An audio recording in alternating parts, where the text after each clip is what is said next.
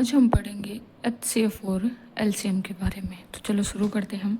सबसे पहले हम बात करेंगे एचसीएफ की, जिसे बोलते हैं हिंदी में महत्तम समावर्तक।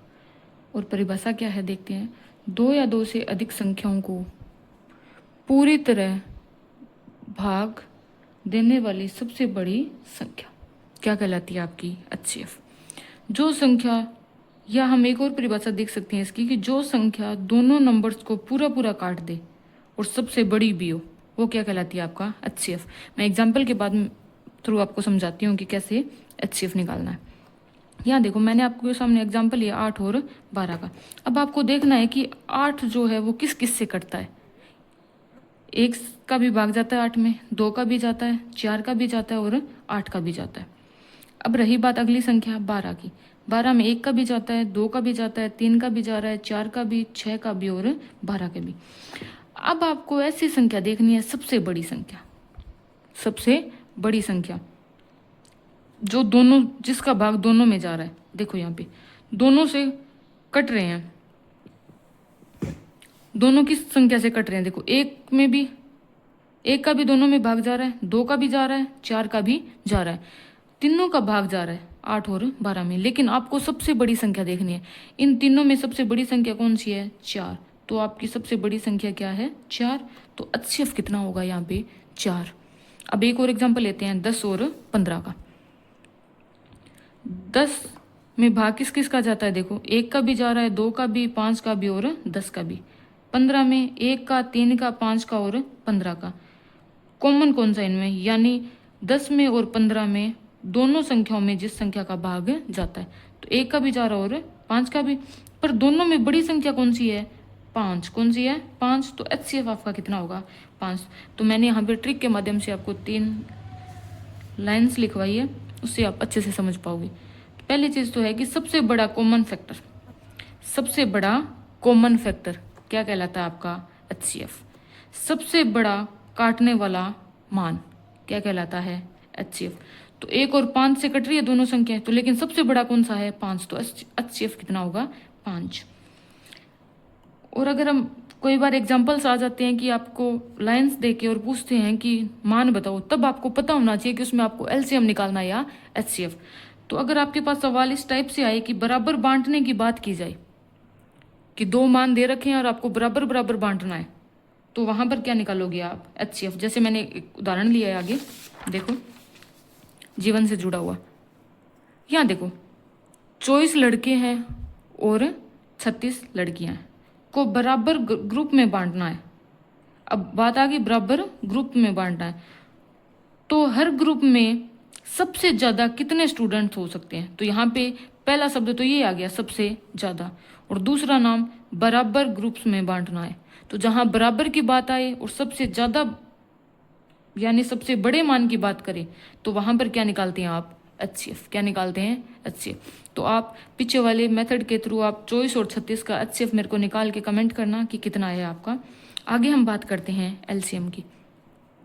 2 या 2 से अधिक संख्याओं का सबसे छोटा ऐसा पाड़ा या मान जो सभी में आए, या पाड़े में मिलने वाली पहली संख्या। यानी 2 संख्या आपको दे दी जाए और दोनों संख्याओं में जो एक संख्या मिल रही है पाड़े वाली, वो आपका क्या कहलाएगी? एलसीएम। और इसमें सबसे छोटा मान होता है। उदाहरण लेते हैं हम, जैसे 3 और 5। तो 3 का पाड़ा लिखना है और 5 का पाड़ा लिखना है। तो 3 के पाड़े में 3, 6, 9, 12, 15 ऐसे चलेगी संख्या। 5 के पाड़े में 5, 10, 15, 20, 25 ऐसे चलेगी संख्या। अब दोनों मानों में देखो कि सबसे छोटा ऐसा मान कौन सा है जो दोनों के पाड़े में आ रहा है।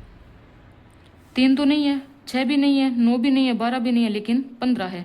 15 3 के पाड़े में भी आ रहा है और 5 के पाड़े में भी आ रहा है। तो पहली कॉमन संख्या कौन सी मिल गई आपको? 15। तो आपका एलसीएम कितना होगा? 15। तो याद रखना, सबसे छोटा मान और पहली संख्या जो दोनों के पाड़े में मिल रही है। ऐसे तो आगे चल के और भी संख्या है जो दोनों के पाड़े में मिल सकती है, जैसे 30। 3 के पाड़े में भी आता है और 5 के पाड़े में भी आता है। लेकिन आपको पहली संख्या देखनी है कि पहली संख्या कौन सी है। तो पहली संख्या कौन सी है इनमें? 15। तो आपका एलसीएम कितना होगा? 15। एक और एग्जांपल लेते हैं, जैसे 4 और 6। 4 का पाड़ा लिखना है आपको, 4, 8, 12 से लेके ऐसे चलेगा। 6 का पढ़ा 6 12 ऐसे चलेगा। अब दोनों में देखना आपको कि कॉमन ऐसी कौन सी संख्या जो दोनों के पढ़े में आ रही है। पहली संख्या कौन सी है 12, तो आपका एलसीएम कितना होगा 12। अब आपको कुछ लाइंस देके ऐसे पूछ ले कि एलसीएम निकाले या एचसीएफ। जैसे मैंने ऊपर एचसीएफ निकालने के लिए आपको एक उदाहरण लिया था जीवन से जुड़ा हुआ, उसी प्रकार हम एलसीएम निकालने के लिए कि आपको सवाल किस टाइप के दिया जाएगा तो आप एचसीएफ निकालोगे या एलसीएम। तो यहाँ मैंने लिया एक उदाहरण, जैसे आपके सामने एक उदाहरण लिया मैंने, एक घंटी हर 4 मिनट बाद बजती है और दूसरी घंटी हर 6 मिनट बाद बजती है, दोनों फिर एक साथ में कब बजेगी। यानी आपको 2 घंटी दे रखी है, पहली घंटी 4 मिनट बाद बजती है और दूसरी घंटी 6 मिनट बाद बजती है। तो आपको बताना है कि दोनों घंटियां एक साथ कब बजेगी। तो जब एक साथ बजने की बात आए तो आपको क्या निकालना है एलसीएम। क्या निकालना है एलसीएम, ठीक है। एक साथ बजने की बात आए तो वहां पे एलसीएम निकलेगा। क्यों निकलेगा, क्योंकि हमने अभी बात की कि पाड़े में मिलने वाली पहली संख्या यानी दोनों के पाड़े में मिले, यानी ऐसी संख्या जो दोनों पाड़ों के मान में या दोनों संख्याओं के पाड़े में मिल रही है, वहां क्या निकालेंगे एलसीएम। वैसे ही यहाँ पे है कि जो दोनों में एक साथ मिलने की बात करी कि दोनों घंटियां एक साथ कब मिलेगी, तो वहां पे आपको क्या निकालना है एलसीएम। तो इस प्रकार हमने आज बात की एलसीएम और एचसीएफ निकालने की। और एलसीएम और एचसीएफ आप अभाज्य गुणनखंड विधि से भी निकाल सकते हो। उसके बाद हम अगली क्लास में करेंगे। और अभाज्य गुणनखंड कैसे निकालते हैं वो हमने पीछे मैंने आपको एक वीडियो में बता दिया है कि अभाज्य गुणनखंड आप कैसे निकाल सकते हैं। तो जब मैं आगे आपको एचसीएफ और एलसीएम बताऊँ अभाज्य गुणनखंड से कैसे करना है, तो आप